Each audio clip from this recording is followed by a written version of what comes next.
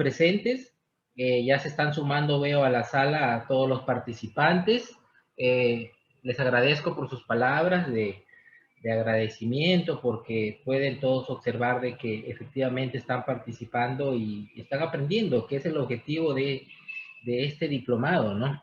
Observo algunas personas ya conocidos de otros cursos, de otros diplomados, algunos colegas muy reconocidos a nivel nacional también por sus conferencias y exposiciones que están participando, y les agradezco también por su participación. En primer lugar, pues, para comentarles respecto de los foros, efectivamente tenemos un alto porcentaje, por lo menos más del 90% de los participantes vienen fielmente cumpliendo con los foros encargados. Entonces, eso me parece un promedio muy bueno, a comparación de otros cursos que están todos cumpliendo en su mayoría, y los que están pendientes seguramente que lo van a regularizar en los próximos días, pero ya son muy pocos los que están pendientes de presentar su foro. En segundo lugar, es importante hacer un comentario que me ha solicitado colega respecto de la nueva ley que le otorga facultades de auditoría y peritaje a los licenciados en administración, ¿no? Tengo muy buenos amigos que se dedican a la administración, tienen estudios de pregrado en administración, y bueno, muy bien por ellos, por haberse capacitado, haberse especializado, porque yo sé que muchos de ellos trabajan en los órganos de control institucional de diferentes entidades públicas y privadas. Sin embargo, es un tema que a mí me preocupa mucho por diferentes factores. En primer lugar, me preocupa, creo que sería importante que algunos participen de repente vía chat, con algunos comentarios antes de ya entrar de plano al tema que nos trae esta noche para continuar con el diplomado. Y la próxima semana tenemos la última sesión con la casuística esperada por todos. Nos dedicaremos exclusivamente a la casuística para ver algunos casos reales de peritajes contables anticorrupción. Bien, y luego ya continuará el colega abogado que se desempeña como juez en la Corte de Justicia de Cajamarca.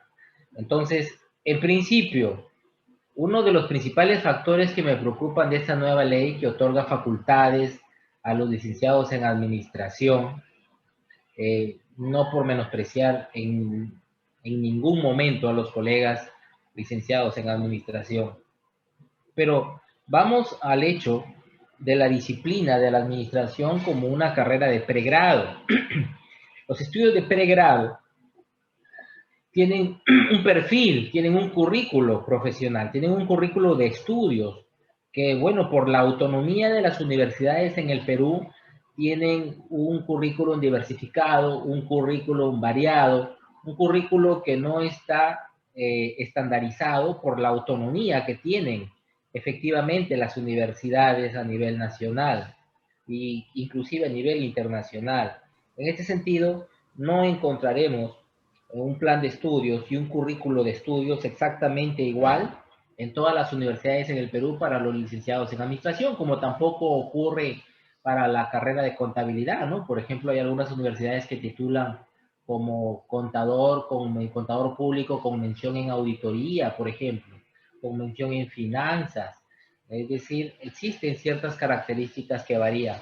Pero el fondo de la contabilidad pues no varía, ¿no? El fondo de la contabilidad sigue siendo el mismo. Entonces, a mí me preocupa esta ley porque no se le pueden otorgar facultades a una profesión que no han sido dadas dichas facultades por las universidades. Es la universidad la que determina cuál va a ser el perfil del profesional. Y este perfil del profesional se desprende del currículo de estudios. Es imposible que se emita una ley que no se desprenda de nada, ¿verdad?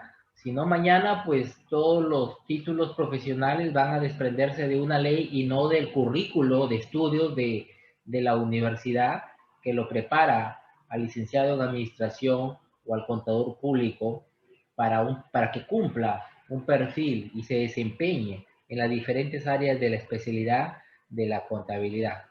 Es en ese sentido que a mí me preocupa esta facultad que se otorga, para desempeñarse en auditoría y en peritaje. ¿Por qué me preocupa? En principio me preocupa porque ¿cómo se puede desempeñar el licenciado en administración aunque esté camuflada su labor y que diga auditorías administrativas y peritajes administrativos? Y digo que está camuflado por una sencilla razón, que el contador público toda la vida ha desarrollado auditorías administrativas. ¿Por qué? Porque las auditorías de la Contraloría General de la República son administrativas, no son auditorías que tengan uso penal, por ejemplo. Las auditorías de la Contraloría son administrativas. Con un informe de auditoría se puede aperturar un proceso administrativo disciplinario, se puede sancionar administrativamente a los funcionarios y servidores en las entidades públicas. Con un informe de auditoría se podría también aperturar una investigación en las fiscalías anticorrupción, pero no serviría como medio de prueba para de esta manera poder utilizarlo en un juicio, sino que ahí es donde ya entra a tallar el contador público con la especialidad de perito contable. Entonces, ¿por qué digo que el contador público ya se ha dedicado de toda la vida a desarrollar auditorías administrativas y que por lo tanto no es competencia del licenciado en administración?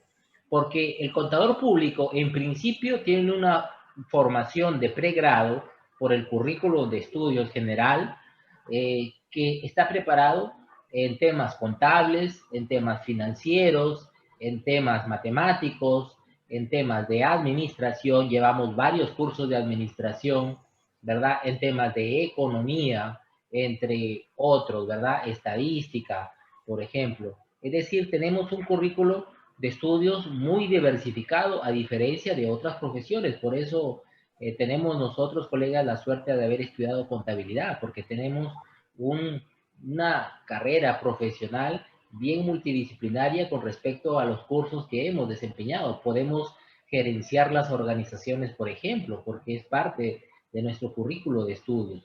Entonces, en ese sentido, nosotros llevamos, por ejemplo, cursos de administración, ¿ya? Y si es que el contador público va a hacer una auditoría, el contador necesita no solamente los documentos contables, sino que también necesita de los documentos administrativos. Es por ese motivo que nosotros llevamos los cursos de administración.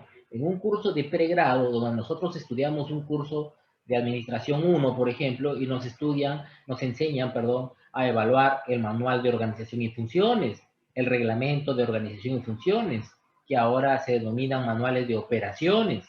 Entonces, estos documentos de gestión nosotros los estudiamos en nuestros estudios de pregrado. ¿Y por qué los estudiamos?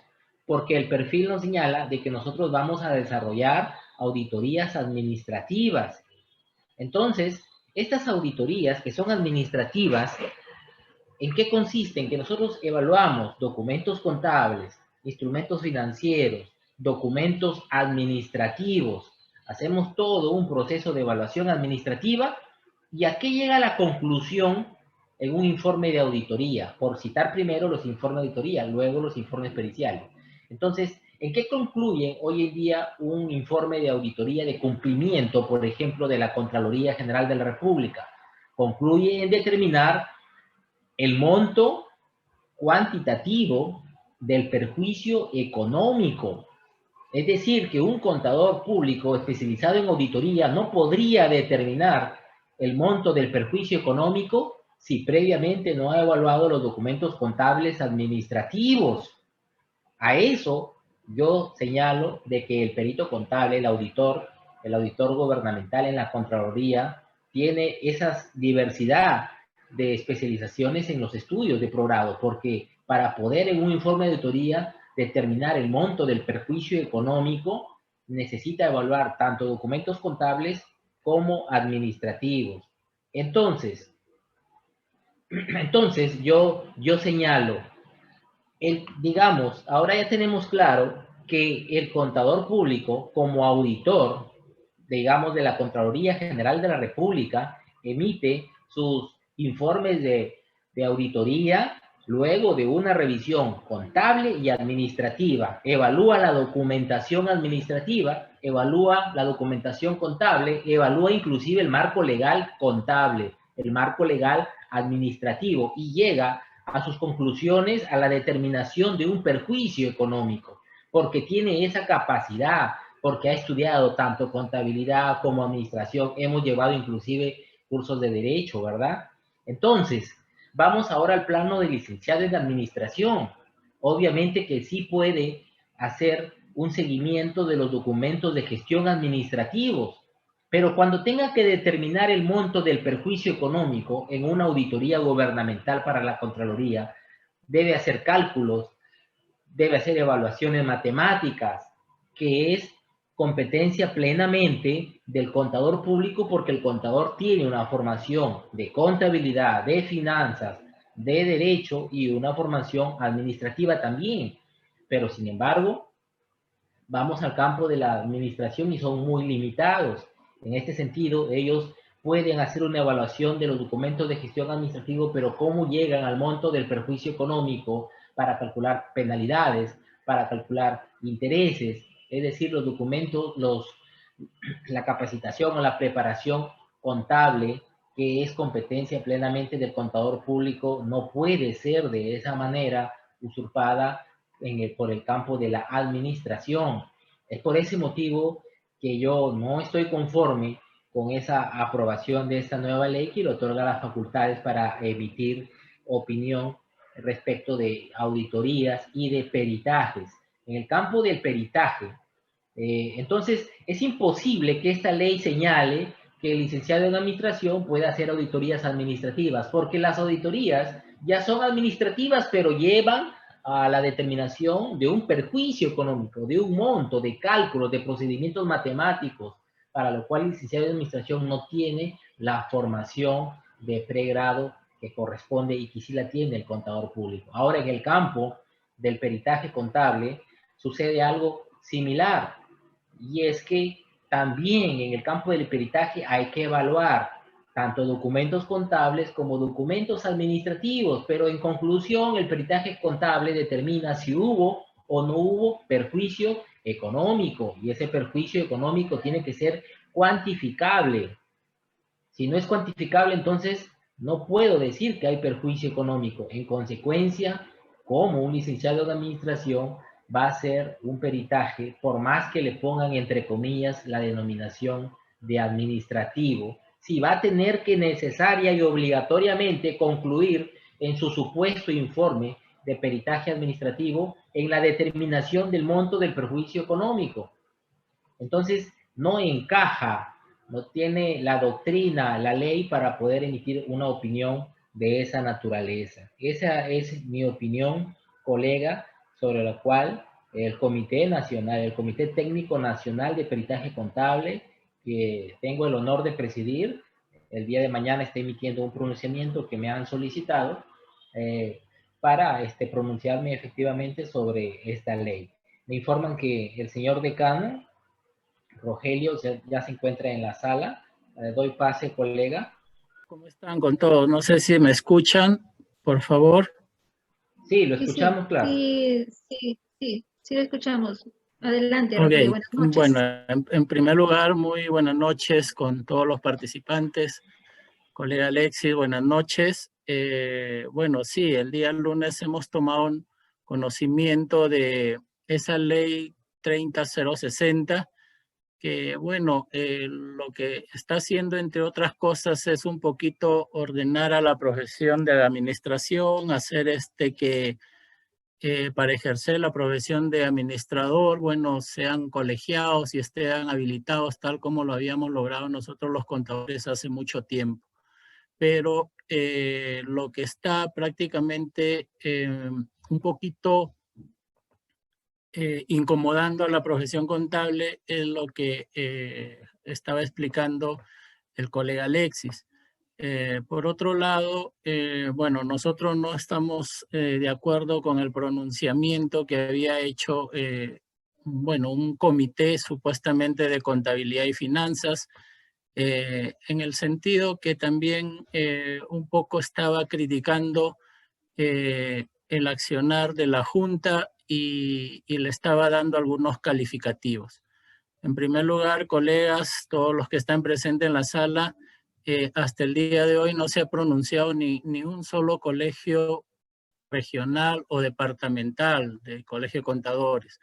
El único pronunciamiento que ha habido, medio apresurado, es el de el comité, como les digo, Comité de Contabilidad y Finanzas del Colegio de Contadores Públicos de Lima. Tampoco sabemos si es del Colegio de Contadores Públicos que preside la señora Rosario Ugarte o el otro colegio que está a cargo de la colega Guillermina.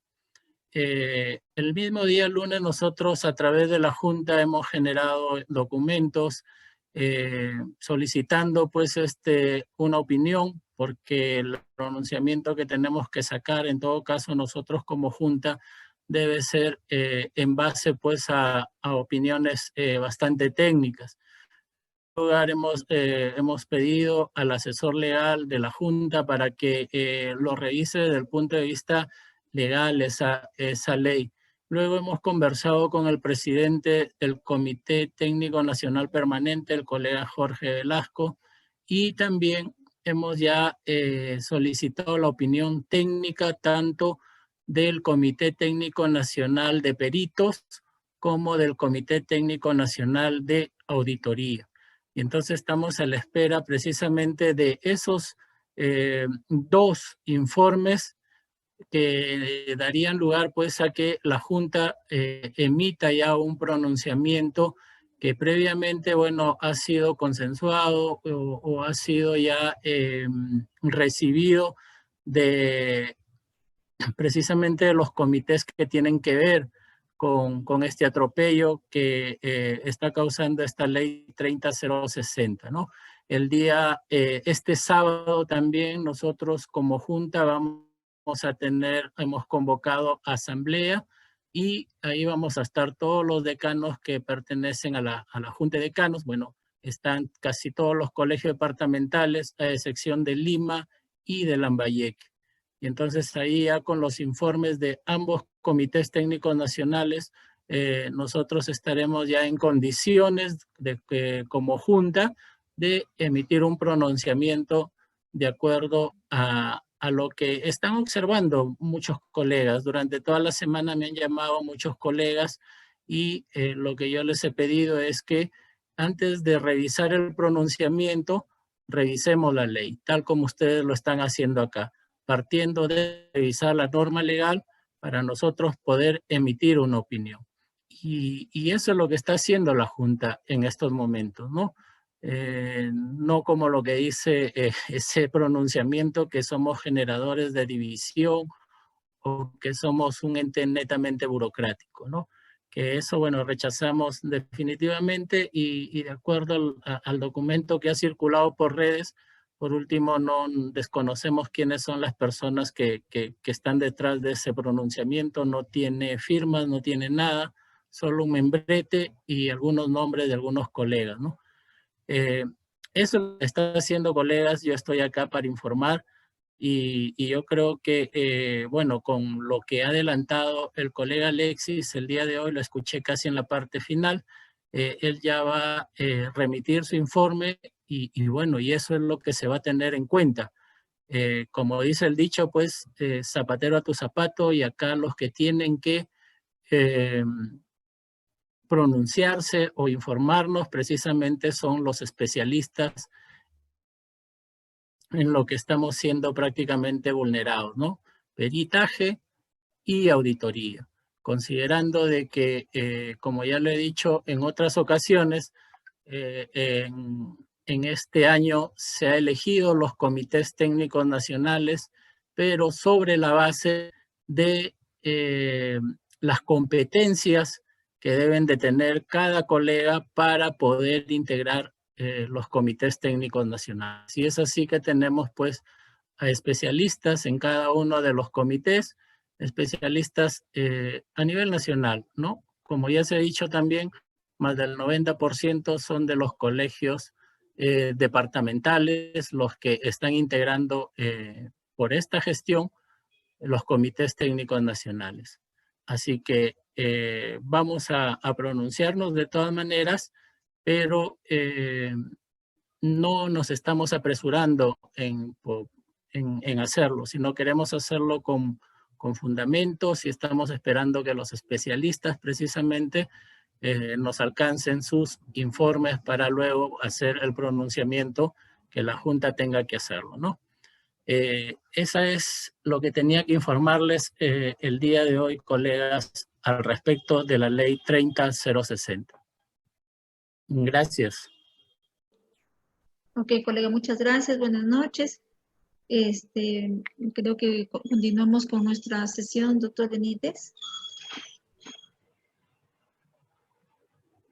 Colega María Eugenia, profesor, decano del Colegio de Contadores de Cajamarca y presidente de la Junta de Decanos. Si me permiten, por favor, unas palabras en relación a esto.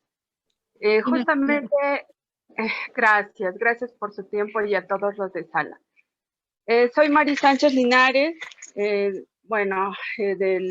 Colegio de Contadores, una integrante más, una contadora más del Colegio de Contadores de Cajamarca. Y hemos participado tanto de este curso como del curso de alta especialización de peritaje del grupo Alema. Y como una persona responsable, que ustedes me conocen, y no soy ninguna persona que me gusta el problema, sino sí me gusta tomar acción a las cosas que veo que tenemos que enfrentarlas, ¿no?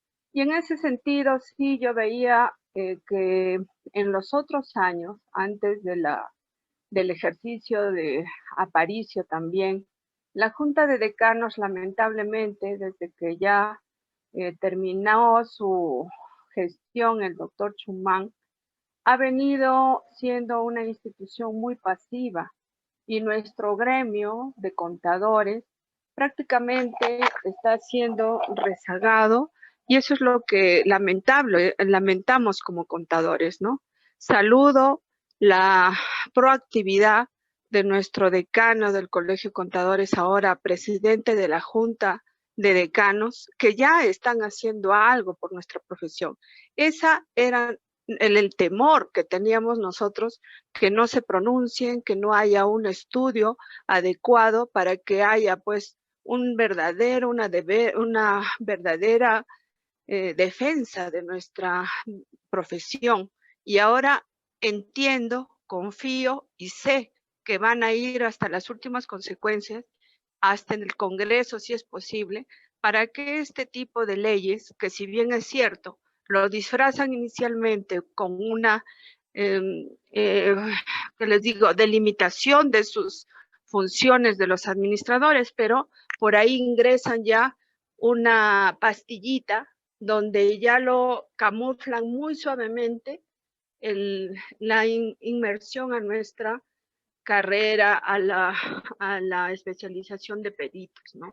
Entonces están transgrediendo derechos, están transgrediendo formación, que no es nada fácil.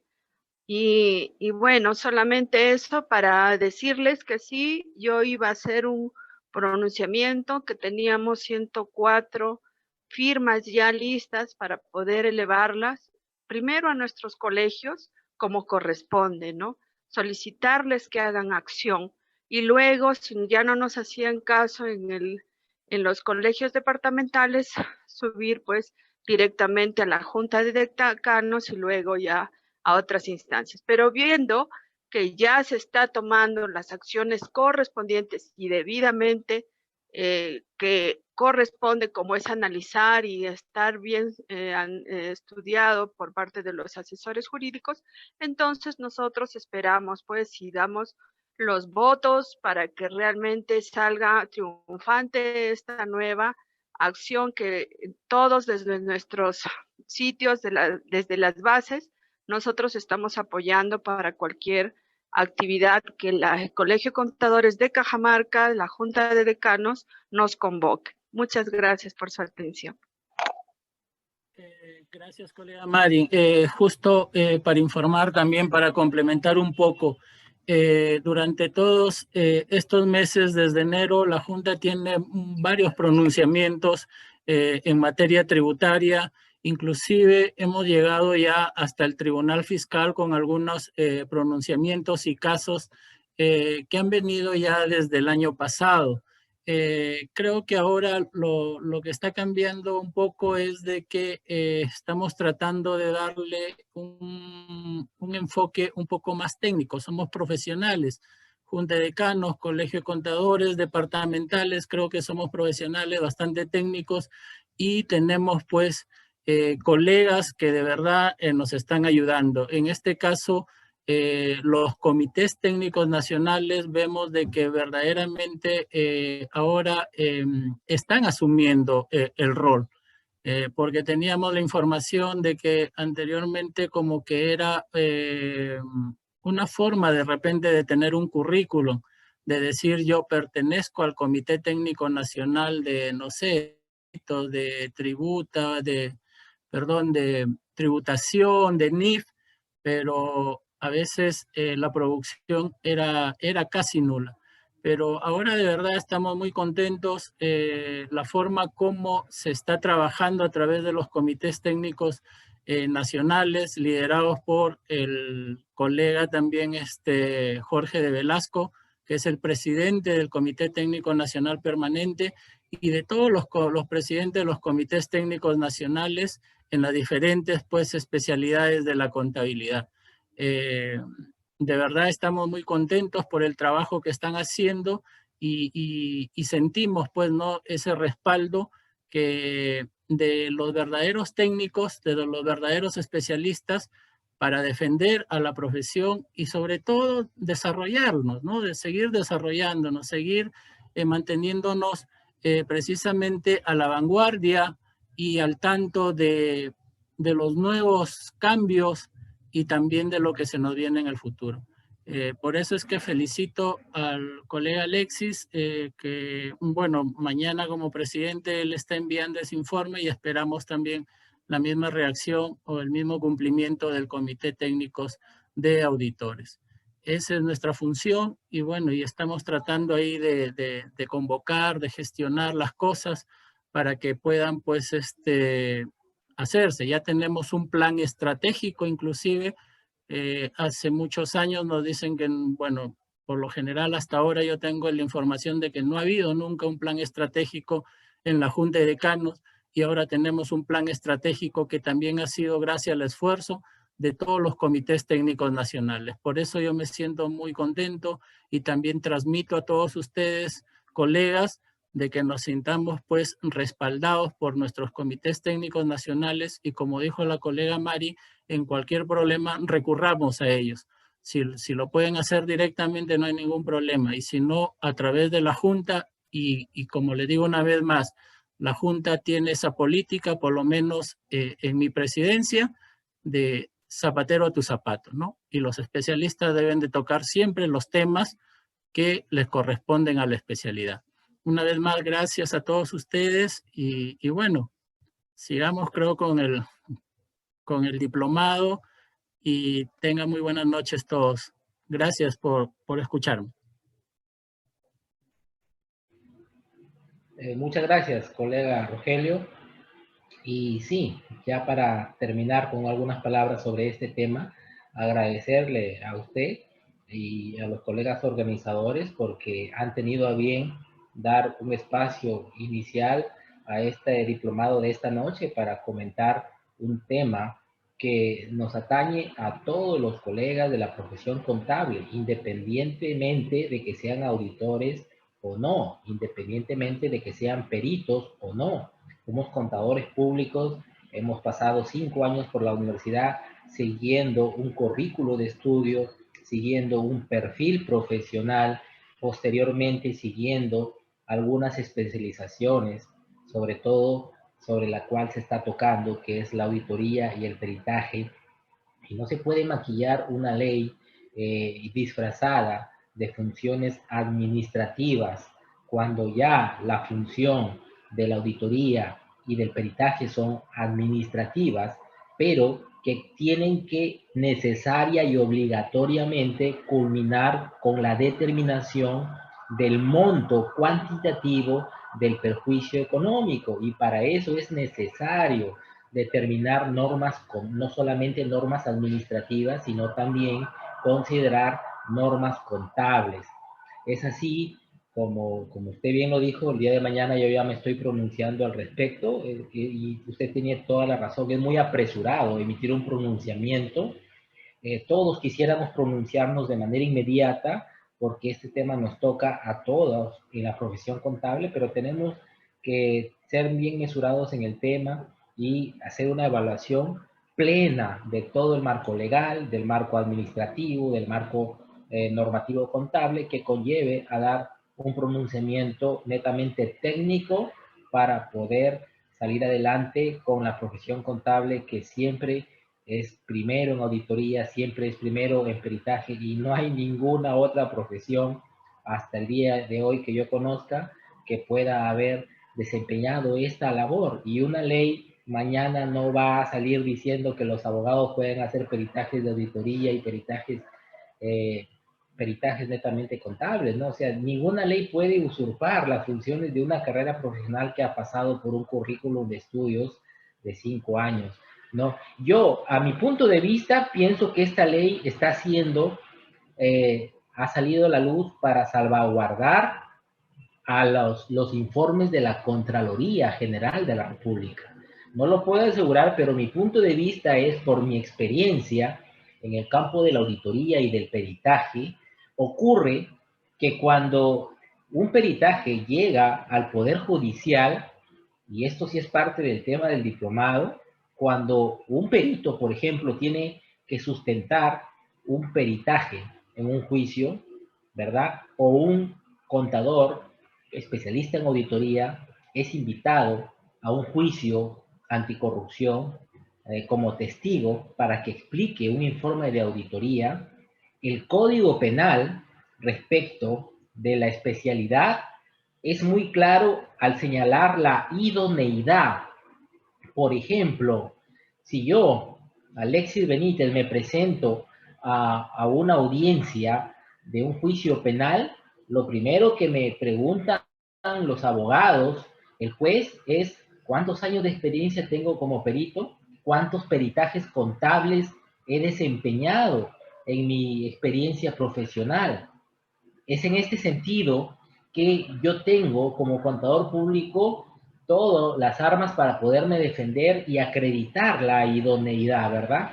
Entonces, esta función está siendo ocupada en los órganos de control institucional. Ya no hay gran cantidad de contadores públicos como había antes. Ahora está llena de economistas, está llena de administradores, los OSIs está llena de abogados. Entonces, cuando se invitan a los auditores, tenemos licenciados en administración, tenemos abogados, y son despedazados en las audiencias. Los abogados de los denunciados despedazan la presentación de un licenciado en administración porque carece de la idoneidad para poder acreditarse él como profesional de la administración, para poder exponer y sustentar adecuadamente un informe de auditoría. Situación que no ocurre con los auditores, porque el auditor sí puede acreditar su experiencia profesional en auditoría, pero como un auditor licenciado en administración no tiene esa capacidad de sustentar su idoneidad que el mismo Código Penal señala, entonces ahí le han arrojado un salvavidas mediante una ley en el Congreso de la República para tratar de maquillar esa función que cumplen algunos licenciados en administración, que no es culpa de ellos, sino que la Contraloría ha incorporado pues a su cuerpo de auditores no solamente ya contadores, sino economistas, abogados, licenciados en administración, para que desempeñen muchas veces labores que son de competencia netamente del contador público. Entonces, en salvaguarda de ellos, emiten esta norma legal y que resulta ser pues bien jalada de los pelos, pero que está siendo ya evaluada para emitir un pronunciamiento. Bien, entonces, cerrando este tema, pasamos al tema de presentación para continuar con este diplomado y continuar con la especialidad que estamos buscando para certificarnos como peritos contables que nos trae este curso de especialización. Es en este sentido que les presento el tema para esta noche denominado el perjuicio económico en las contrataciones del Estado. Y bien, ¿por qué la relación del peritaje contable en la determinación del perjuicio económico en las contrataciones del Estado? Bien, resulta que hoy en día la mayor cantidad de peritajes contables determinan como conclusión el monto cuantitativo del perjuicio económico. Pero el perjuicio económico que se desprende ¿de qué? Se desprende precisamente de la ley o del reglamento de contrataciones del Estado. Las contrataciones públicas hoy en día están dándole bastante trabajo a los auditores y a los peritos. Entonces, sobre todo los peritos que se desempeñan en el campo penal, vemos que el 90% de nuestros peritajes se deben a un caso en investigación de la Fiscalía Anticorrupción por contravenir precisamente la ley de contrataciones del Estado. Entonces, es necesario que sepamos cómo es que se transgrede la ley de contrataciones del Estado y que finalmente conlleva a la determinación del perjuicio económico. Bien, seguramente que hay algunos colegas que sé que desean participar sobre el tema de la nueva ley que otorga funciones a los licenciados en Administración, en Auditoría y Peritaje, pero seguramente los colegas organizadores les darán unos minutos finales antes de las 9 de la noche para poder emitir algunas otras opiniones, ¿no? Entonces, continuando con este tema, tenemos un escenario, según el abogado José Ugaz, expresidente de la Junta de Transparencia Internacional, que luchan contra la corrupción global, señala que en el Perú se pierde cada año más de 12.600 millones de soles por la corrupción. Observen qué cantidad de presupuesto se lleva la corrupción cada año. ¿Cuántos colegios, cuántas instituciones educativas, cuántos hospitales, cuántas comisarías se podrían construir con el dinero que se lleva la corrupción? ¿Cuántos puentes, cuántas carreteras, cuántos problemas de agua y desagüe, saneamiento se podrían solucionar con 12.600 millones de soles que se lleva la corrupción? Por eso es que hay tanto trabajo en la Contraloría, pues. Por eso es que hay tanto trabajo en las fiscalías anticorrupción, en las fiscalías de lavado de activos, porque lamentablemente la ley de contrataciones del Estado es muy deficiente, y eso tenemos que decirlo. La ley de contrataciones del Estado es muy deficiente, tan deficiente que todos los días tienen que estar emitiendo pronunciamientos, todos los días tienen que estar emitiendo opiniones el organismo supervisor de las contrataciones del Estado, OCE. ¿Y por qué emite opiniones todos los días sobre diferentes artículos de la ley y del reglamento de contrataciones del Estado? ¿Tiene que emitir opiniones diariamente si es que la ley y el reglamento fueran perfectos? Obviamente que no. Todos los días emite opiniones y pronunciamientos sobre su marco legal de contrataciones porque esta es seriamente deficiente. Ya está hoy en día en proyecto la nueva ley de contrataciones referidas al sistema de abastecimiento del Estado, precisamente porque la misma titular del Ministerio de Economía se vio inmiscuida al haber contravenido la ley de contrataciones del Estado, uno de sus familiares, quien era o quien es su padre, ¿no? Precisamente su padre contraviene la ley de contrataciones del Estado. Entonces, recién cuando la ministra de Economía contraviene la ley de contrataciones del Estado, ahora sí hay que modificarla, pero antes no la querían modificar. Ahora sí es deficiente, antes no era deficiente, ¿verdad? Es decir, cuando robaban otros, ahí no era deficiente, pero ahora como ya la familia está involucrada, está contraviniendo la ley de contrataciones del Estado, ahora sí hay que modificarlo. Pero la modificamos porque la noticia se hizo pública, ¿verdad? Porque si no se hacía pública, entonces no modificaban nada. Y lamentablemente estamos pasando hoy en día por un desequilibrio del Estado entre los poderes ejecutivos y el poder legislativo por los grandes hechos de corrupción que se están observando día a día a nivel congresal y a nivel presidencial. Situación lamentable que parece que no va a terminar muy bien porque cada día aparece un nuevo testigo protegido para emitir sus declaraciones. Y bien, la Defensoría del Pueblo señaló que el año pasado el costo de la corrupción en el Perú significa cerca del 10% del presupuesto público anual. Entonces, también la Defensoría se ha pronunciado sobre la corrupción en nuestro país. 10% del presupuesto público anual, o sea, más o menos el porcentaje de la comisión que algunos funcionarios, que algunos servidores públicos son las que solicitan para otorgar ciertos bienes, servicios, obras o consultorías, ¿no? Entonces, ahí es como se ha determinado ese 10%. Se tiene conocimiento que en las contrataciones estatales en nuestro país se han establecido diversas prácticas institucionalizadas de corrupción. O sea, solamente falta que salga una ley que diga, bueno, sí, el 10% tienen que dejarlo a los servidores y funcionarios públicos, ¿verdad?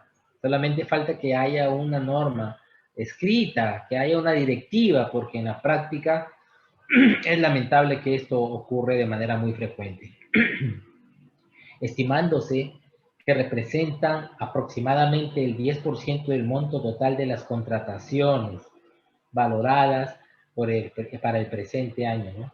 En más de 50.000 millones de soles. Esto significaría una desviación de fondos del Estado hacia manos de terceros en el orden de 5.000 millones de soles anuales. Bien, ¿cómo definimos entonces la corrupción según la Real Academia de la Lengua Española? Nos dice que la acción y efecto de corromper o de corromperse, ¿cierto? En las organizaciones, especialmente en las públicas, práctica consistente en la utilización de las funciones y medios de aquellas en provecho económico o de otra índole de sus gestores. Corromper, que significa alterar y trocar la forma de algo. Echar a perder, depravar, dañar o podrir algo. Sobornar a alguien con dádivas o de otra manera, ¿no? La definición de corrupción, para llamarla como su nombre tal lo indica y lo señala la RAE. ¿Y cuáles son los principales delitos de corrupción que nos llevan los peritajes contables en el campo penal? En el campo penal hay muchos delitos, pero aquí tenemos un listado de aquellos que corresponden a los delitos de corrupción. Tenemos el delito de peculado doloso, culposo o de uso. El peculado, cuando hablamos de que se apropian de un bien de la entidad. Te llevas una computadora, te llevas una laptop a tu casa. Te estás apropiando de un bien de la institución. Te apropias de dinero, te apropias de planillas fantasmas. Esos son los casos más comunes cuando hablamos de peculado, las famosas planillas fantasmas en el sector público. Se apropian del dinero de caja, se apropian de los bienes de la entidad.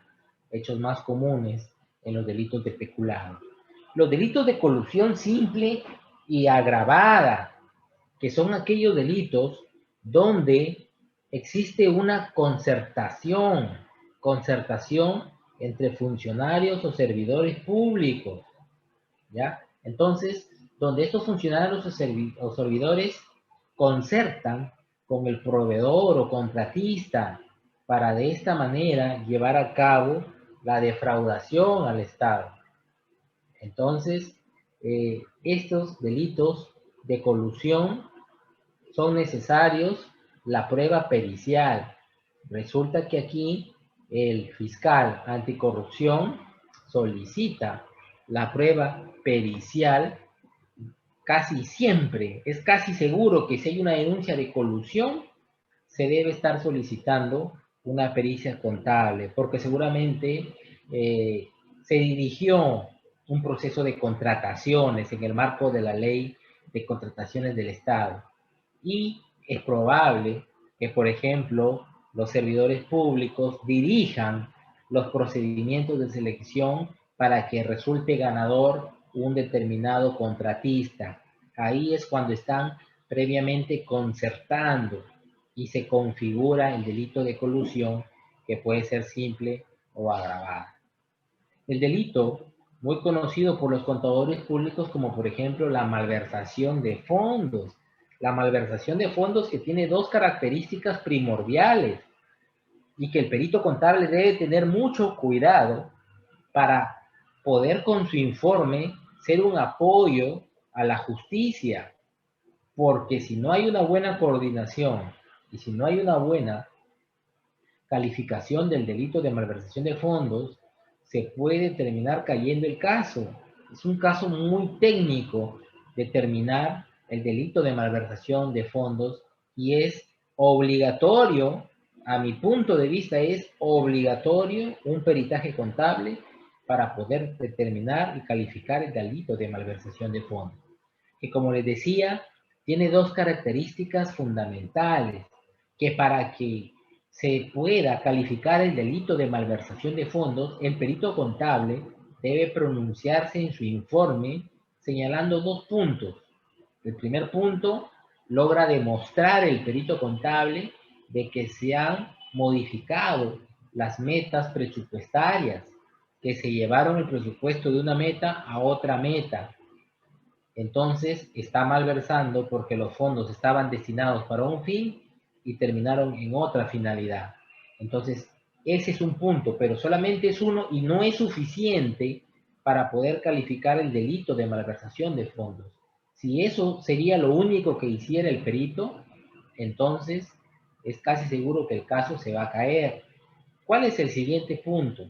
El siguiente punto que el fiscal anticorrupción deberá demostrar en los tribunales es que al haber transferido los fondos, al haber modificado las metas, se ha perjudicado algún servicio a la comunidad, se ha perjudicado un servicio al ciudadano, que la entidad pública, al haber hecho esta modificación, perjudicó los servicios que esta entidad otorga. Porque, ojo, no necesariamente la modificación presupuestaria de una meta a otra termina en perjudicar el servicio que otorga la entidad pública.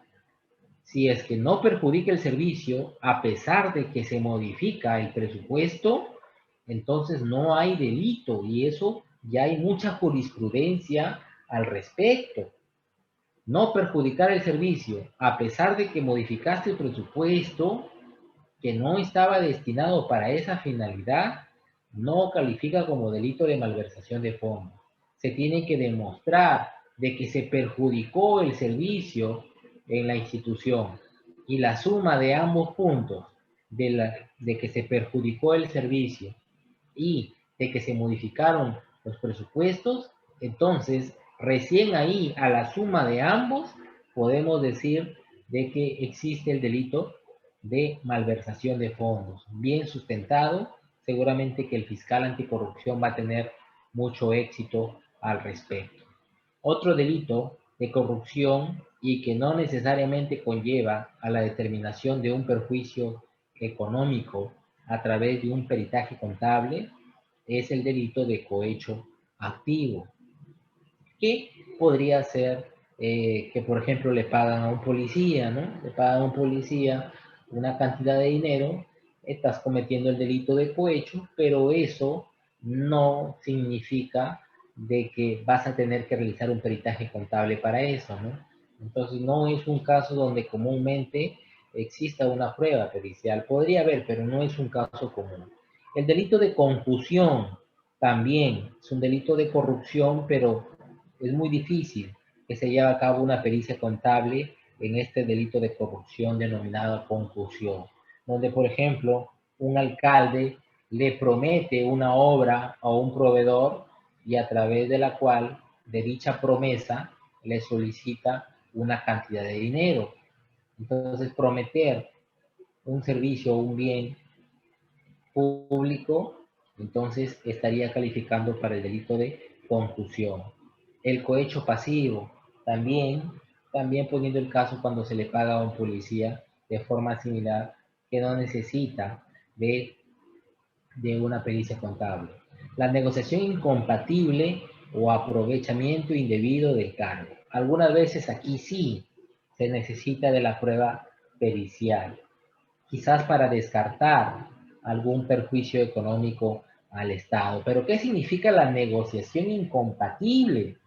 La negociación incompatible significa interesarse por un contrato, interesarse por alguna contratación pública.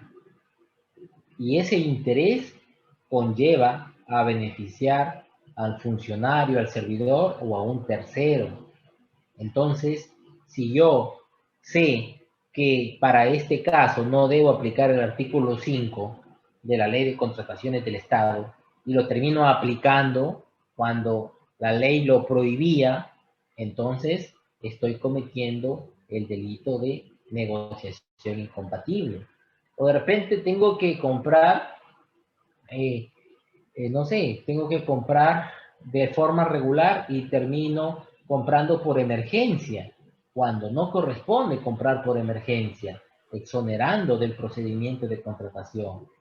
Entonces, me estoy interesando para que se ejecute una contratación y obviamente una contratación fraudulenta que va a beneficiar a un contratista. Entonces, el interés por esta contratación se denomina el delito de negociación incompatible. Bien, si desean hacer algunas preguntas, pueden utilizar el chat para que vayan formulando algunas preguntas. No sé si lo activan porque veo que está inhabilitado, para hacer una pausa en algunos minutos y poder colaborar con alguna de sus interrogantes a todos los participantes de este diplomado, sobre todo en el tema de esta noche referido a los delitos de corrupción en el marco de la Ley de Contrataciones del Estado. El tráfico de influencias. También hemos escuchado muchas veces el tráfico de influencias, ¿no? Que buscan a sus amigos que trabajan en el sector público para poder beneficiarse del Estado, ¿no? Ahí también es muy difícil que se logre solicitar un peritaje contable en estos casos. El cobro indebido, ¿no? Se han presentado algunos casos de cobro indebido en algunas municipalidades. En mi experiencia profesional, por ejemplo, había una tesorera que cobraba el autovalú y cuando cobraba el autovalú percibía el dinero en tesorería, pero no lo ingresaba al sistema y emitía un comprobante de pago falso o fraudulento que ella lo mandaba a hacer. Entonces, yo como contribuyente iba a pagar mis impuestos a la municipalidad, me daban mi comprobante y salía muy contento porque había cumplido con mi deber ciudadano de haber pagado mis impuestos. Sin embargo, esta tesorera llegó a una municipalidad X, nunca ingresaba los fondos al sistema de recaudación municipal, sino que ella se estaba apropiando del dinero. Entonces, esta persona estaba realizando un cobro indebido porque ya había ingresado el dinero a la municipalidad. También en esos casos de cobro indebido generalmente se solicitan pericias contables. El enriquecimiento ilícito, muchas veces relacionado al lavado de dinero, donde necesariamente para este tipo de delitos se necesita o se requiere de un peritaje contable. Es necesario obtener información, obtener pruebas con respecto al levantamiento del secreto tributario, al levantamiento del secreto bancario, al levantamiento de la información que obra en los registros públicos, al secreto bursátil, por ejemplo, también. Es decir, obtener información de toda la documentación necesaria para poder determinar si es que existe un desbalance patrimonial, porque no puede haber un desbalance patrimonial de una persona, de una empresa o de un grupo de personas. Entonces es necesario una pericia contable que resulta ser fundamental e imprescindible. La prueba pericial para poder afrontar un juicio de enriquecimiento ilícito o lavado de dinero. El patrocinio ilegal, bueno, pues algún servidor del poder Judicial que está prohibido de desempeñar funciones como abogado litigante y sin embargo está prestando servicios de asesoría legal. El abuso de autoridad condicionando ilegalmente la entrega de bienes y servicios, ¿no? Es una situación también abusivamente por parte de algunos funcionarios y servidores que desempeñan o que desarrollan este tipo de delitos. Así también tenemos el nombramiento o aceptación ilegal del cargo, cuando el manual de organización y funciones, el reglamento de organización y funciones, el manual de operaciones ha determinado un perfil profesional para ocupar determinado cargo y de pronto es ocupado por una persona que no cumple con ese perfil y sin embargo lo nombras en el puesto, estás cometiendo un delito. Y si tú, sabiendo que no cumples con los requisitos, aceptas el cargo, estás cometiendo también, al haber aceptado, un delito. Un delito de corrupción, pero que no conlleva necesariamente tampoco a la solicitud de un informe pericial. Bien. Tenemos, por ejemplo, en el delito de colusión. ¿Qué sucede si el director regional de salud, quien preside el comité de selección para la contratación de una empresa que brinde servicios de impresión para un hospital regional, entrega la buena pro del proceso de selección a la imprenta La Idéntica, EIRL, previo acuerdo entre él y el representante legal de la empresa? Este, por ejemplo, es un delito de corrupción, ¿no? Entonces, esta situación lamentablemente es muy común. El Perú está deteriorado moralmente, los valores, ya muy poco se respetan los valores en nuestro país. Personas que quieren llegar a ser alcaldes, gobernadores regionales y prometen de todo y dicen luchar contra la corrupción y cuando ocupan el puesto de elección popular terminan siendo los más corruptos de la historia y el que le sigue es más corrupto que el anterior y el que sigue después es más corrupto que el que lo antecedió. O sea, es una cadena y lo peor es que es una cadena que va incrementándose. O sea, si el número 1 robó 5, el número 2 quiere robar 10, el número 3 quiere robar 15, el número 4 quiere robar 20, es decir, van pasando alcaldes por una municipalidad y cada uno quiere ser más millonario que el anterior, ¿no? Entonces, lamentablemente, esto determina el delito de colusión que concluye con la determinación de un informe pericial que no logra más que demostrar que efectivamente se ha cometido perjuicio económico en una entidad X, ¿no? Entonces, es una situación que es uno de los delitos más comunes. Lamentablemente, uno de los delitos más comunes es el delito de colusión, seguido por el delito de peculado y el delito de negociación incompatible. Los delitos más comunes en nuestro país actualmente, por la estadística proporcionada por las Fiscalías Anticorrupción, son efectivamente estos, ¿verdad?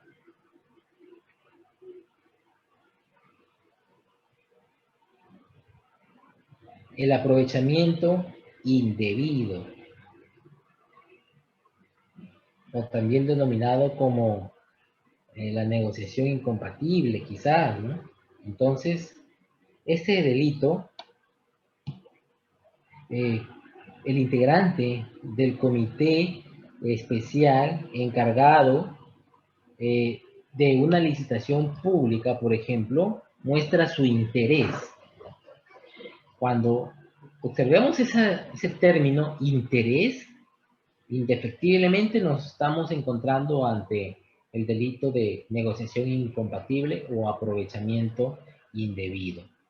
En la etapa de calificación muestra su interés y evaluación de propuestas por favorecer la candidatura de un postor amigo suyo en el puntaje de su propuesta técnica, de tal forma que le permita acceder a la fase de evaluación de su propuesta económica y una vez en ella evidencia su interés para que la buena pro sea otorgada a favor de su amigo. Entonces ahí tenemos una forma de poder calificar mediante este ejemplo el delito de negociación incompatible o aprovechamiento indebido del cargo. Pero muchos se preguntarán, ¿y por qué, no? ¿Por qué tantos delitos en las contrataciones públicas? Bueno, pues hay gran cantidad de presupuesto para poderse apropiar en las contrataciones públicas. Por ahí llega casi todo el dinero o la gran proporción del dinero del Estado. Más del 80% del presupuesto del Estado está en las contrataciones públicas. El otro 20% está por ahí en planillas, donde también hay delitos de corrupción. Pero en fin, ahora que llamamos a la ley de contrataciones del Estado, pues vemos de que no es la única y tenemos todo un marco normativo de contrataciones públicas disperso. El decreto legislativo 1444, la ley 3022.5, el decreto legislativo 1341, el reglamento del decreto supremo 350, 2015, el decreto supremo 056, directivas, opiniones, pronunciamientos, resoluciones del Tribunal de las Contrataciones del Estado, normas especiales como la Autoridad para la Reconstrucción con Cambios, otra norma de contrataciones para los Juegos Panamericanos, otra norma de contrataciones para las concesiones, normas para las asociaciones públicas privadas, para las obras por impuestos, Petroperú con otra norma de contratación, las cajas municipales con otra, el programa de vaso de leche, la complementación alimentaria, Caliwarma con otro, norma de contratación diferente a la ley de contrataciones del Estado, entre otras. Entonces, podemos observar que existe una gran diversidad de normas para contrataciones. No existe una norma estandarizada para todos los sectores. A río revuelto, ganancia de pescadores, ¿verdad? Entonces, en consecuencia, hecha la ley, hecha la trampa. Es así como ocurren estos delitos de corrupción, por esta diversidad del marco normativo que se presenta en las contrataciones públicas. Debemos observar también, para poder desarrollar un peritaje contable, debemos tener perfectamente clara cuáles son las fases de la contratación pública.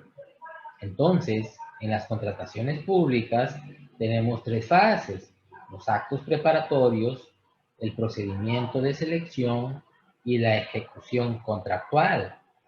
Hoy en día se ha eliminado una de las fases por el efecto de la emergencia sanitaria, a lo cual ha conllevado el COVID-19. Y se ha eliminado la segunda fase, que es la de procedimiento de selección. ¿Qué significa? Que hoy en día, por el COVID-19, solamente se están ejecutando dos fases en la contratación pública, que son los actos preparatorios y la ejecución del contrato. ¿Será posible que si a un funcionario que de por sí ya se viene dedicando a la corrupción, refiriéndome a funcionarios y servidores específicos en algunas entidades públicas, no a todos, pero si ya estas personas se dedican a la corrupción, le eliminas una fase que es la de procedimiento de selección, ¿qué estás ocasionando con ello? Estás ocasionando de que este servidor público o funcionario pueda dirigir de forma directa una contratación pública y por lo tanto le otorga un bien, un servicio, una consultoría o una obra a un amigo, ¿verdad? A un allegado, a un aportante, que seguramente no va a tener la mínima experiencia para poder desempeñar esa obra, ese bien, ese servicio o esa consultoría. Entonces, es muy preocupante el tema de las contrataciones públicas hoy en día porque si ya de por sí existe mucha corrupción en las contrataciones públicas, vamos todavía peor a darle la facultad de poder seleccionar de manera directa a los contratistas que no cumplen con los requisitos, a los contratistas que buscan a empresas sin experiencia porque son sus amigos y porque seguramente pues que les van a pagar una comisión, ¿verdad? Entonces, esas son las fases de la contratación, menos una, que es la 2, hoy en día en tiempos de COVID-19.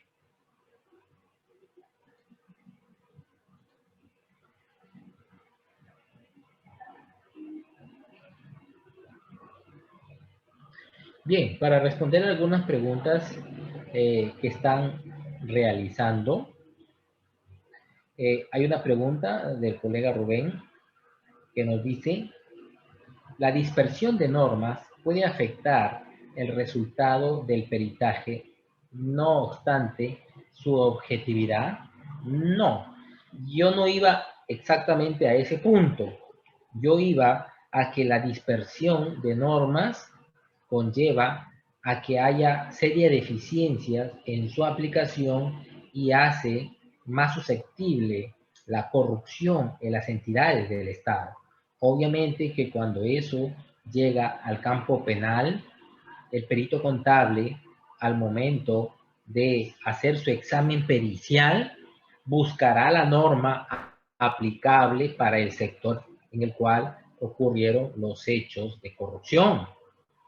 Además, el perito contable va a ubicar la norma de contrataciones del año en el cual ocurrieron, porque hay varias leyes de contrataciones que han venido variando en el transcurso del tiempo. Entonces, el perito contable deberá ubicar la norma aplicable para el año en el cual ocurrieron los hechos.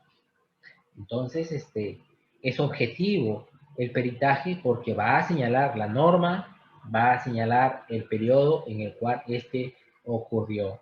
Obviamente que si el perito contable se equivoca y determina una norma de un año que no corresponde, ese peritaje lo van a despedazar en una audiencia judicial. Seguramente que el perito de parte lo va a observar y lo va a desbaratar en una audiencia pública. Otra pregunta, bien. El colega Carlos nos dice, ¿el delito de colusión es el más difícil de probar? Bueno, yo diría que sí es difícil, pero no es el más difícil. Bueno, está entre los más difíciles está el delito de colusión y el delito de malversación de fondos. El delito más fácil de probar es, por ejemplo, el de peculado. El de peculado sí es más fácil de probar. Me refiero en cuanto a la pericia contable. Más difícil de probar para el perito contable. Así como el delito de colusión, si examinamos adecuadamente la ley de contrataciones del Estado y su reglamento, si examinamos adecuadamente la documentación administrativa del procedimiento de selección seguido en las 3 etapas, en los actos preparatorios donde se desarrolló el estudio de mercado. El perito contable debe meterse al estudio de mercado. y verificar que los actos preparatorios no estuvieron dirigidos a beneficiar con el valor económico a un determinado postor. Es ahí donde se determinan también las especificaciones técnicas y el perito contable debe inmiscuirse en verificar que estas especificaciones técnicas no estén beneficiando exclusivamente a un determinado postor. Es así como también en el delito de colusión hay que revisar todo el procedimiento de selección para asegurarnos de que el comité haya evaluado adecuadamente tanto la propuesta técnica como la propuesta económico de todos los postores y que no se haya dejado de lado, que comúnmente ocurre, que dejan de lado a algún postor que está ganando para darle pase a un postor amigo con el cual previamente ya concertaron para que éste, a pesar de que no cumple los requisitos en el procedimiento de selección, los termina cumpliendo. Y en la tercera etapa de la ejecución contractual, verificar de que el contrato efectivamente ha sido formulado de acuerdo a lo señalado en las bases, porque también muchas veces observamos en los peritajes de que ocurre que las bases establecen un formato estándar del contrato y cuando se firma el contrato modifican la proforma preestablecida en las bases del contrato. Ahí es cuando también se comete el delito de colusión. Bien, entonces continuamos. En los actos preparatorios, el perito contable debe observar y revisar las actuaciones preparatorias durante un proceso de contratación, porque resulta que es aquí donde se determina si es que la necesidad realmente existe. Quizás es una necesidad fantasma, es una necesidad maquillada. El perito contable puede emitir un pronunciamiento y señalando si realmente era necesario el bien o el servicio. Entonces, porque ya sabemos pues, que hay bienes, servicios, obras quizás que no eran necesarias y lo sacaron simplemente para favorecer a un amigo y que obviamente les otorgue la comisión correspondiente.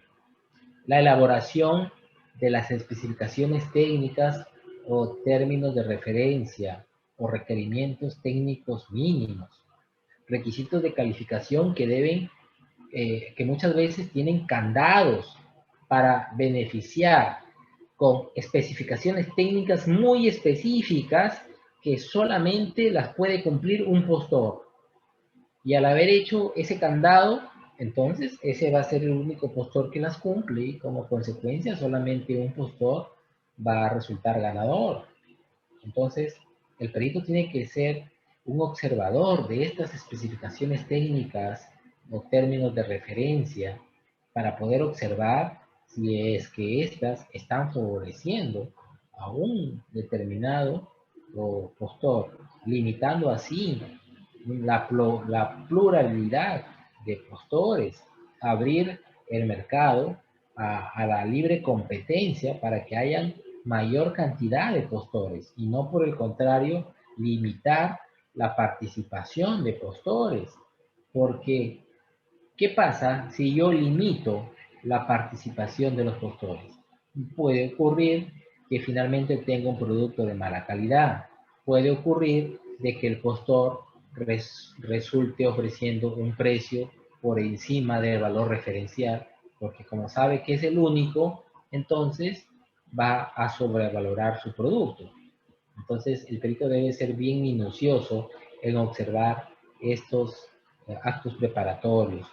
El estudio de mercado, los presupuestos que se señalan en el estudio de mercado, por lo general están sobrevalorados, sobredimensionados. El perito contable debe observar en la ley de contrataciones los actos preparatorios para poder determinar de que efectivamente se hizo un estudio de mercado de forma objetiva y que este estudio de mercado no estuvo simplemente solicitando los precios a 1, 2 o a 3 amigos, sino que lanzaron un estudio de mercado a toda una base de datos de 500 participantes a nivel nacional.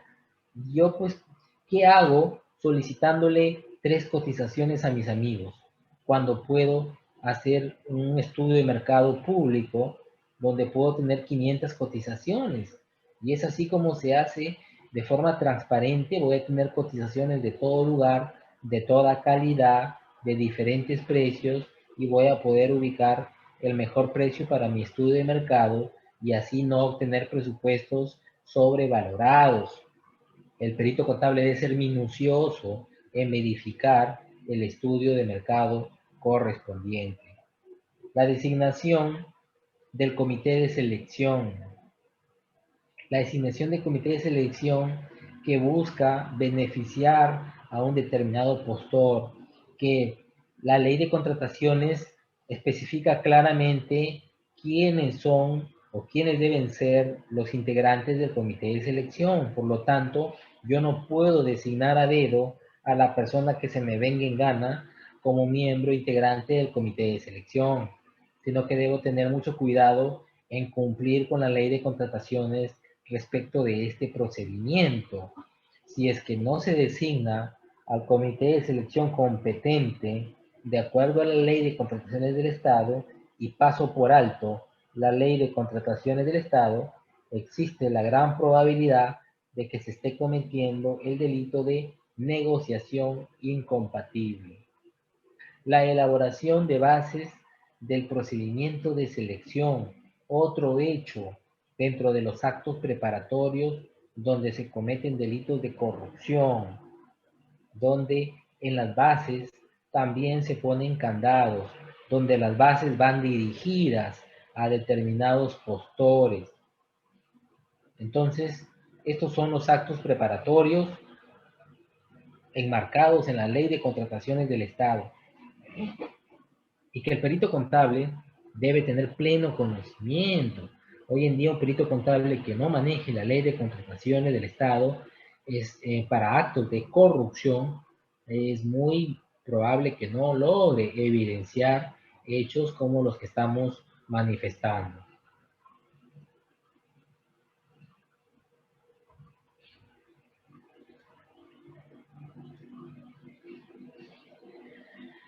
Bien, voy a verificar algunas otras preguntas que están formulando por el chat.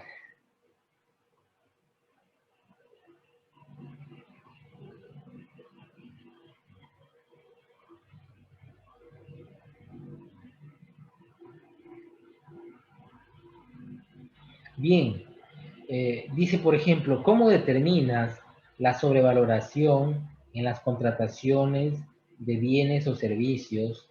¿Cuál es el criterio establecido en más del 5%, 10%, 20% respecto al valor de mercado? Efectivamente, no hay un porcentaje específico que haya emitido ninguna ley o norma al respecto para referirnos a qué caso específico se está cometiendo un delito para determinar una sobrevaloración en las contrataciones del mercado. Pero precisamente sabemos, porque así lo dicen los pronunciamientos o opiniones del OCE, que nos señalan que para poder obtener el valor de mercado se deben ubicar diferentes fuentes. Por ejemplo, se puede hacer investigaciones en el portal o en la plataforma del SEACE, y en el SEACE podemos evidenciar en las compras con las mismas características que se vienen realizando por otras entidades a nivel nacional y cuál es el precio que éstas vienen realizando. Podemos realizar cotizaciones a diferentes proveedores en el mercado, haciendo una búsqueda a toda nuestra base de datos de proveedores sin buscar proveedores específicos. Si yo tengo una base de proveedores, una base de datos de 500 proveedores, lanzo un pedido de cotización a los 500 proveedores y voy a tener valores promedios, voy a tener valores mínimos y valores máximos. Entonces, dentro de ese margen de promedio, de mínimo y de máximo, yo puedo determinar si es que el valor está siendo superado por el valor máximo para poder determinar significativamente si es que hay una sobrevaloración. No nos olvidemos también del principio contable denominado importancia relativa, ¿verdad? Este principio contable de importancia relativa nos debe llevar a poder examinar la información numérica que nos haga llegar a una conclusión si es que hay un valor por encima del mercado que es realmente significativo para ser considerado en el examen pericial. Pero si observamos una sobrevaloración que no es significativa respecto al valor de mercado, entonces ahí debemos, como profesionales de la contabilidad, no como licenciados en la administración, sino como expertos, contadores públicos de la auditoría y del peritaje, en saber determinar el grado de sobrevaloración que se podría estar desarrollando en el mercado. Así también el colega Carlos nos dice, en el delito de negociación incompatible, en todos los casos es necesario una pericia contable. Efectivamente, colega Carlos, no es necesario en los delitos de negociación incompatible la prueba pericial. Ojo, el delito de negociación incompatible, el fiscal busca determinar que los servidores públicos se interesaron en un contrato, se interesaron en pasar por alto las normas, la base legal para poder beneficiarse de un contrato. Entonces, no debería ser necesaria la prueba pericial para todos los casos de negociación incompatible, porque debería ser más que todo un examen del fiscal, del incumplimiento de la norma legal para beneficiarse de una contratación. Entonces no debería ser ni siquiera necesaria la prueba pericial. Sin embargo, la mayoría de las veces observamos que los fiscales solicitan la prueba pericial y resulta que en muchas ocasiones el perito contable termina pronunciándose sobre los aspectos que contravinieron la ley y no se pronuncian sobre el monto del perjuicio económico porque probablemente no hubo perjuicio económico, sino que hubo un perjuicio legal. Entonces, el perito contable algunas veces termina emitiendo un informe contable sobre la contravención a la ley, pero no es una función que le debería corresponder al perito contable, a pesar de que podría tener pleno conocimiento de la ley de contrataciones. La determinación de contravenir una norma debería ser una función exclusiva del fiscal. Pero lamentablemente, muchos fiscales anticorrupción no conocen y no manejan la ley de contrataciones del Estado. Y como el perito contable sí la maneja, entonces terminan pidiendo una prueba pericial para el delito de negociación incompatible, llevando así a que el perito se pronuncie sobre haber una contravención a la ley de contrataciones públicas. Bien. ¿Hay otra pregunta?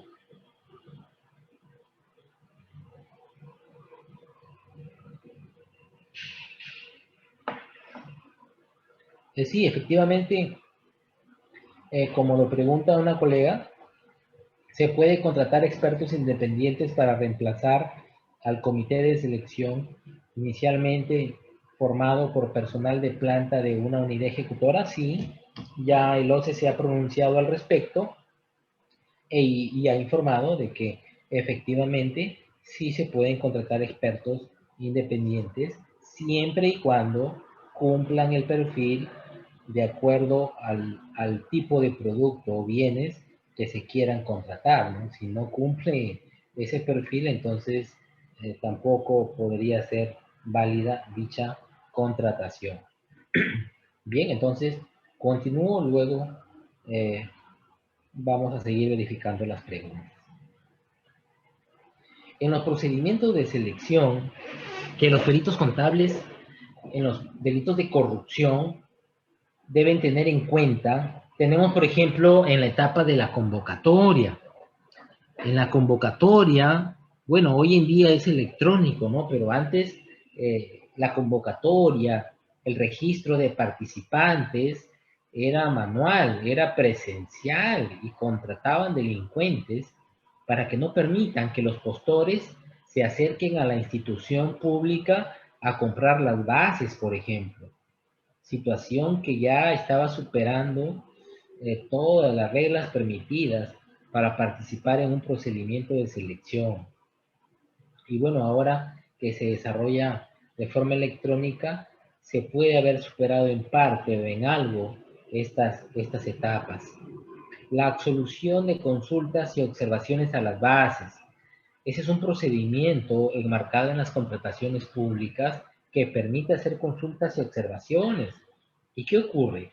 Resulta que el comité de selección recibe una observación a las bases y puede ser una observación válida que debería conllevar a que las bases administrativas se modifiquen y se conviertan en las bases integradas. Sin embargo, el comité de selección algunas veces pasa por alto estas observaciones y no las incluye en las bases integradas, trayendo como consecuencia que se estén interesando en esta contratación y obviamente conllevando al delito de negociación incompatible. La presentación de ofertas, que muchas veces se ponen de acuerdo con los postores para dirigir una oferta, para manejar los precios. Cuando ya saben de que no va a haber ningún otro postor, el 100% se convierte en 110% con respecto al valor referencial, ¿no? Entonces, aquí también se pueden cometer delitos de sobrevaloración en esta etapa que pueden ser evidenciados por el perito contable. La evaluación y calificación de las ofertas.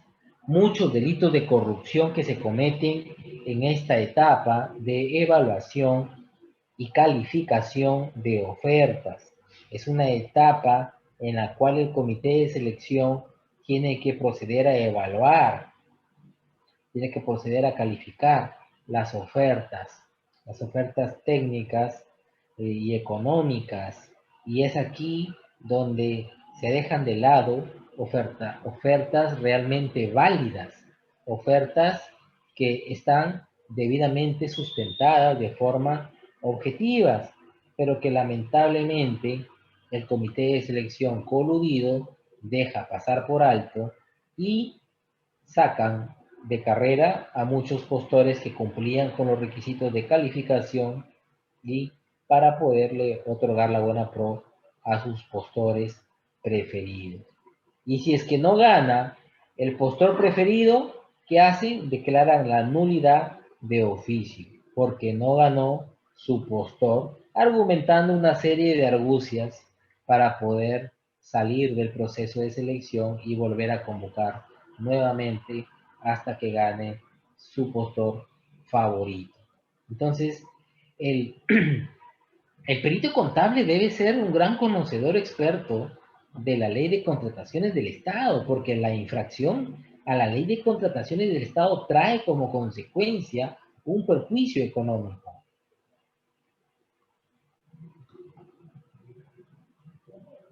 Es por ese motivo que a mí me preocupa mucho cuando un fiscal o un juez en una audiencia dicen, no, el perito contable no puede hablar de leyes en la audiencia, solamente usted diga cómo hizo el cálculo, cómo llegó al monto, pero de leyes usted no hable, porque eso es competencia de los abogados. Y yo me pregunto, pero si el perito no habla de leyes, ¿cómo va a obtener el cálculo y en consecuencia el monto? ¿Cómo va a realizar el cálculo y como consecuencia el monto del perjuicio económico?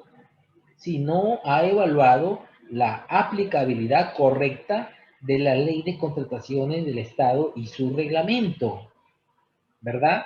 Es en ese sentido que no tiene ni pies y cabeza que algunos jueces y fiscales digan que el perito no puede hablar de leyes, pero si yo he determinado el perjuicio económico por la inaplicabilidad de las penalidades, ¿dónde dice cómo debo aplicar penalidades?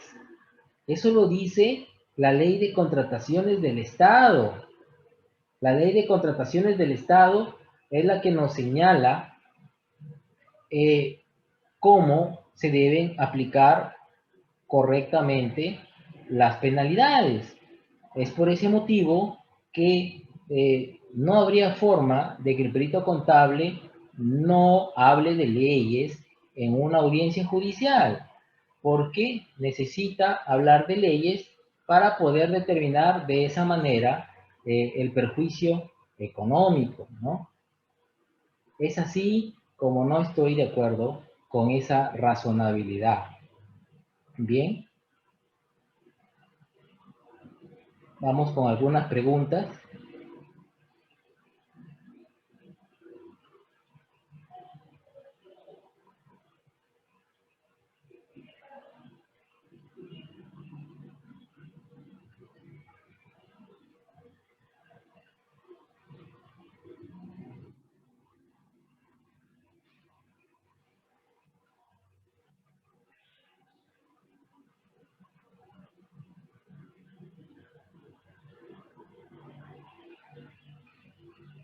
Bien, voy a verificar algunas preguntas.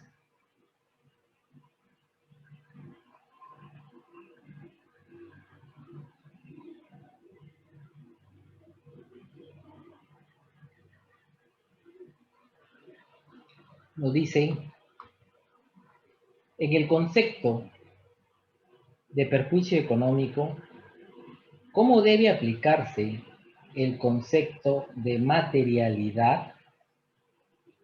¿Existen bases materiales determinadas por la pericia contable para calificar el delito?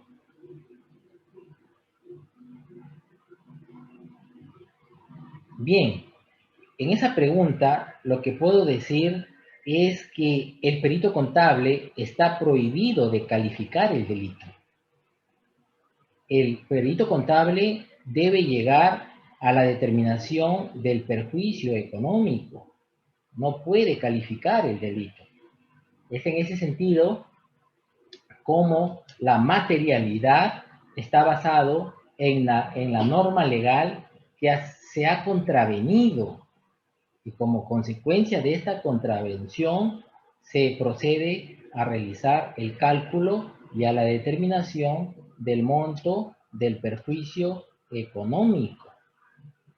Es así como podría dar respuesta a esta pregunta.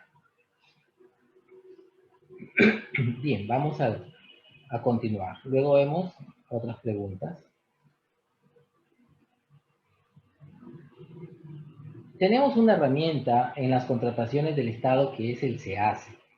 Y nos dice que es el sistema electrónico que permite el intercambio de información y difusión sobre las contrataciones del Estado, así como la realización de transacciones electrónicas.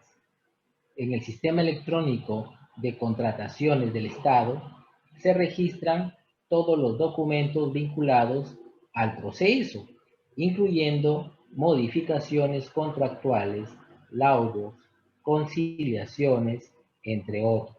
Entonces, si nosotros queremos saber cómo se han ido llevando los procedimientos de selección en una entidad pública, podemos verificar la información que se encuentra transparentada en el portal del sistema electrónico de las contrataciones del Estado. Entonces, ahí se encuentra esta información, que es más para una información de consulta, pero no serviría como un medio probatorio o como un documento de prueba para ser examinado en una pericia contable. Bien, sino que la información que obra en el sistema SEACE debe ser solicitada por el fiscal a la entidad pública y de esta manera es trasladada al perito contable para que éste corresponda a su examen y determine si hubo o no perjuicio económico. La ejecución del contrato es la etapa de ejecución contractual. Es así como tenemos en esta etapa la suscripción del contrato, las entregas y la conformidad de las ampliaciones, de adicionales, que son muy comunes en las obras, por ejemplo, las ampliaciones de plazo, el pago de adicionales, y que generalmente estos se prestan a la corrupción, porque es probablemente que no es una ampliación de plazo legal, pero para que no apliquen penalidades, entonces solicitan ampliaciones de plazo y estas son efectivamente otorgadas. Así también, de la misma manera, tenemos el pago de los adicionales. Y en el pago de estos adicionales, resulta que encuentran las constructoras o los contratistas impedimentos para poder continuar con la obra bajo diferentes causales técnicas que muchas veces no son verdaderas y que aquí en este caso el perito contable necesita de la pericia de ingeniería civil y es aquí en las pericias de ingeniería civil donde se determinarán si es que la ampliación de plazo o el adicional correspondía técnicamente, previamente a un estudio de ingeniería y luego se desprende del estudio de ingeniería para que pueda dar pase al perito contable a determinar si era viable o no la ampliación y probablemente determinar las penalidades por aplicaciones de plazo ilegítimas. Bien, así también tenemos pago por suspensión de la ejecución de la obra, de alguna tercera valorización, la aplicación de penalidades que explicaba, la resolución de contrato. Algunos servidores públicos resultan resolviendo contratos, ¿verdad? Cuando todavía la obra no ha terminado porque seguramente buscaban alguna comisión y resulta pues que ante el pago, el no pago de alguna comisión, pues le resuelven el contrato sin ningún sentido y al final esto termina en los tribunales, en arbitrajes, en denuncias penales, porque resuelven contrato de manera ilegal. Así como también, por ejemplo, resultan en los retrasos en los pagos. Hay un procedimiento que establece la Directiva de Tesorería para proceder a realizar los pagos en las obras, ¿verdad? Así como también en los bienes y servicios y consultorías. Sin embargo, en la oficina de tesorería de algunas entidades públicas los pagos se vuelven una eternidad, se retrasan infinitamente. ¿Y por qué? ¿O para qué se retrasan, no? O sea, ¿cuál es el sentido de buscar retrasarse con los pagos? Simplemente porque buscan, pues, beneficiarse con alguna comisión para pagar así un poco más a tiempo, ¿no? Bien, tenemos quiénes son los agentes que intervienen en las contrataciones del Estado. Tenemos tres agentes, como por ejemplo, en la entidad, los proveedores y otros organismos públicos o privados. Entonces, generalmente, entre la entidad y los proveedores es donde concertan para beneficiar al proveedor ante un contrato. Y este beneficio del proveedor es el que trae como consecuencia el delito de colusión, que el delito de colusión puede ser simple o puede ser agravado. Entonces, estos agentes es importante exponer quiénes son los agentes que intervienen en las contrataciones, porque aquí es donde se puede dilucidar quiénes participan específicamente, por ejemplo, en el delito de colusión.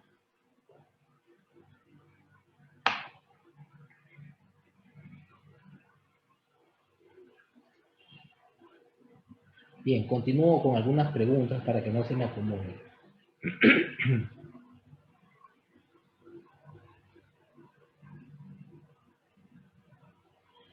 A ver, me preguntan, ¿cómo determinados perjuicios económicos en una colusión o negociación, sobre la base de qué? ¿Cómo determinamos que ese acuerdo ocasionó un perjuicio? O el hecho de señalar la existencia de un perjuicio económico no se estaría determinando responsabilidades, acción que no corresponde a los peritos. Efectivamente, la determinación de responsabilidades no corresponde a los peritos contables. Esa determinación de responsabilidades solamente le corresponden a los auditores en una auditoría de la Contraloría General de la República. Ellos pueden determinar responsabilidades porque es una responsabilidad administrativa. Y en el campo penal, el único que puede determinar responsabilidades es el, eh, el fiscal. El fiscal anticorrupción es el que determina quién ha cometido estas responsabilidades. El perito no lo hace. Entonces, eso está escrito en el Código Penal. Así literalmente lo dice, que el perito no puede determinar responsables. Bien, paso a otra pregunta.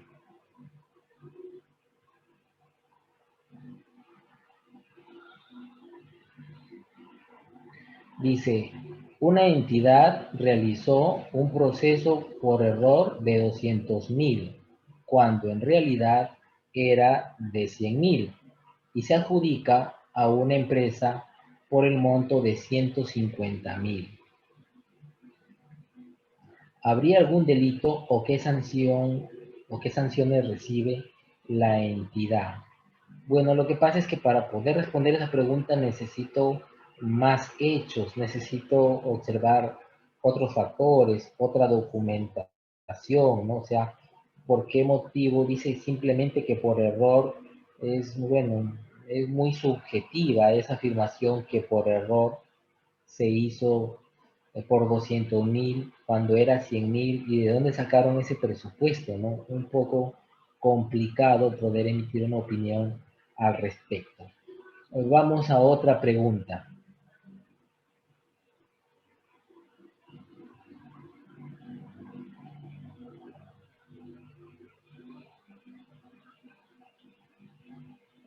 Dice, si en las ampliaciones de plazo o adicionales de obra existe duda sobre su otorgamiento o se presume que hubo colusión, ya, si en las ampliaciones de plazo o adicionales de obra existe duda sobre su otorgamiento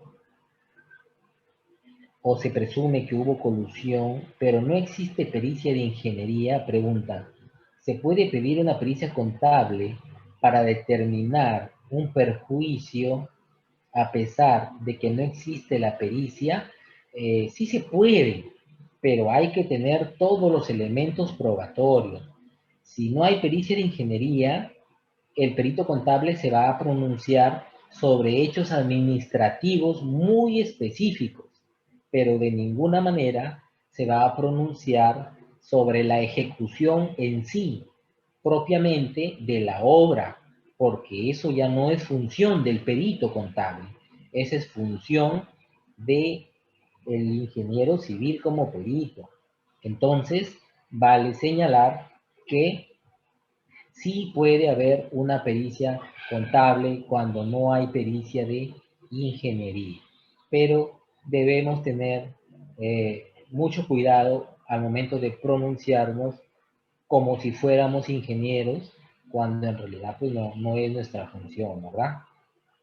Bien, continuamos. La entidad está conformada por el titular del pliego, el directorio, el consejo, el área de presupuesto, el área usuaria, el área de contabilidad, el área de almacén, tesorería, el órgano encargado de las contrataciones, el comité de selección, entre otros. Pero lamentablemente las entidades hoy en día carecen de personal calificado, designan a personas que no cumplen el perfil, designan a personas que no están certificados por el OCE cuando la ley exige que todo el personal que trabaja en los órganos de contrataciones estén debidamente certificados por el OCE. Los asesores, desanimar a los proveedores, ¿no? Es una situación que viene ocurriendo hace muchos años y hasta el día de hoy, ¿no? Hay otros organismos referidos, además del OCE, que todos los días emite pronunciamientos, dictámenes, supervisión, ¿verdad? ¿Habrá supervisión en el OCE? El OCE no tiene un plan de supervisión como por ejemplo la Contraloría tiene un plan anual de control. El OCE no tiene un plan anual de supervisión. Está a la deriva supervisando lo que se le pide o por alguna denuncia supervisa, pero no tiene. Sin embargo, se llama organismo supervisor de las contrataciones del Estado, pero no supervisa absolutamente nada. Entonces, tenemos diferentes organismos que realizan compras, como Perú Compras, el Tribunal de Contrataciones del Estado que se demora una eternidad, la Contraloría General de la República que termina haciendo la labor del OCE, lo que no hace el OCE lo termina haciendo la Contraloría, el Ministerio de Economía y Finanzas que está modificando permanentemente la ley de contrataciones del Estado, y entre otros organismos que están con sus ojos puestos en las contrataciones públicas. Existen acuerdos de sala plena emitidos en gran cantidad hoy en día referidos a las contrataciones del Estado y que pueden ser de nuestra observancia. Los regímenes especiales referidos a las concesiones, a las asociaciones públicas privadas, ¿verdad? A las subastas inversas, al acuerdo marco, a los Juegos Panamericanos, lo que dije al inicio, ¿verdad? Una serie de normas de contrataciones para diferentes procesos de contratación, para diferentes organismos públicos que no hacen más que buscar infringir la norma general de contrataciones. ¿Por qué para unos sí y para otros no? ¿Por qué para unos somos bien rígidos y para otras entidades públicas somos muy blandos? Entonces, algo está pasando en el sector público que no uniformiza las contrataciones públicas. Tenemos propuestas como la de establecer un marco legal uniforme y eficiente. Tenemos también como propuesta en las contrataciones públicas para evitar el perjuicio económico y caer en los delitos de corrupción, permanente capacitación de funcionarios y servidores, la selección y designación de funcionarios, servidores e integrantes de comités de selección, documentos estándar, documentos normativos, inteligencia de negocios utilizando la plataforma del SEAS, la supervisión y control adecuados, permanentes y oportunos para que exista una real supervisión por parte del OCE, la Contraloría General de la República, los órganos de control institucional, entre otros. La verificación de información y documentos como son los de SUNAT, colegios profesionales, SUNAT, etc. La participación de las universidades y colegios profesionales. La participación de la sociedad civil en las contrataciones estatales, ¿verdad? Esas son las propuestas que deberían tener los órganos que participan de la sociedad civil para mejorar las contrataciones públicas, porque yo creo que todos ya estamos cansados de que sabemos de que en las contrataciones públicas día a día se cometen actos de corrupción y lamentablemente nos sentimos impotentes de no poder solucionar esta problemática de las contrataciones que día a día y año tras año se va llevando miles de millones de soles de las arcas del Estado. Muchas gracias. Estos últimos minutos que nos quedan, voy a revisar algunas preguntas para de esta manera poder disipar algunas dudas que tienen ustedes participantes. A ver, voy a verificar algunas preguntas.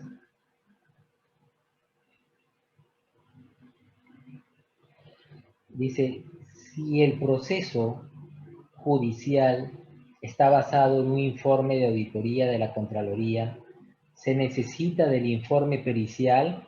Muy buena pregunta, y eso me permite esclarecer ese punto, ¿verdad? Y yo siempre he dicho, los informes de la Contraloría son informes netamente administrativos. Sin embargo, los informes periciales son de uso penal. Es el medio probatorio aceptado por el Código Penal para que de esta manera pueda hacer uso de este informe pericial el fiscal anticorrupción y sustentarlo en juicio. Y de esta manera puede lograr éxito en su acusación. Pero si el fiscal anticorrupción llega a juicio sin el informe pericial y llega con el informe de Contraloría, entonces ahí sí tenemos un grave problema, porque lo más seguro es que los abogados van a terminar desbaratando ese informe de auditoría, desacreditándolo, porque el Código Penal nos dice que a pesar de que es una prueba preconstituida, el Código Penal también señala de que el informe de auditoría es una prueba extraprocesal. Sin embargo, el informe pericial sí es una prueba procesal. En este sentido, no puede ser utilizado como medio probatorio el informe de auditoría, pero sí el informe pericial. Entonces ya muchos casos se han caído en los juicios porque no hubo informe pericial y pensaron algunos fiscales que con el informe de Contraloría que decía de todo, podían lograr el éxito. Sin embargo, esto no fue así, ¿verdad? Veamos si hay alguna otra pregunta. A ver, si hubiera alguna pregunta. No, ya no hay ninguna otra pregunta. Entonces, de ser así, yo doy por terminada mi participación, estando ya a 5 minutos de terminar. Doy pase a la colega para dar por finalizada mi participación de esta noche. Muchas gracias a todos los participantes. Ok, doctor. Buenas noches. Sí, me parece que ha quedado una pregunta pendiente, doctor, de Erika Aguatay. ¿La puede chequear, por favor? A ver, acá sí parece que acaba de llegar, dice, pericia institucional extraprocesal, cuando sirven para formular una denuncia penal. Para ello se incorpora el artículo 201A al Código Penal. Efectivamente, lo que dice la colega Erika es correcto. El artículo 201A del nuevo Código Procesal Penal habla o hace referencia a la pericia institucional extraprocesal. Pero, y este artículo está amarrado a una directiva de la Contraloría General de la República que señala que los informes de auditoría, siempre y cuando con autorización del fiscal, el informe de auditoría puede ser utilizado como una pericia institucional que reemplazaría a la pericia contable. Sin embargo, el mismo artículo 201A dice que sería una pericia institucional, pero tiene ese término extraprocesal. Entonces, ya no tiene sentido que un informe de auditoría se convierta en un peritaje contable, pero le ponen esa denominación de extraprocesal cuando sabemos que el peritaje contable es procesal. Entonces, tampoco serviría como medio probatorio por parte del fiscal ante un juicio anticorrupción. Entonces, no le doy mucho valor yo a este artículo porque sigue siendo el informe de auditoría extraprocesal. Bien, eso es todo. Agradezco entonces, ya no hay más preguntas, agradezco a todos los participantes hasta esta hora, hasta el último minuto veo que están presentes y atentos a la disertación. Les agradezco a todos ustedes por su participación. Veo que la mayoría está resolviendo los foros, están atentos con las consultas y siempre muy activos en este diplomado que definitivamente les va a dar mucha información para poder obtener esta especialización y estoy seguro que va a ser un gran aporte para sus conocimientos y sobre todo para su desarrollo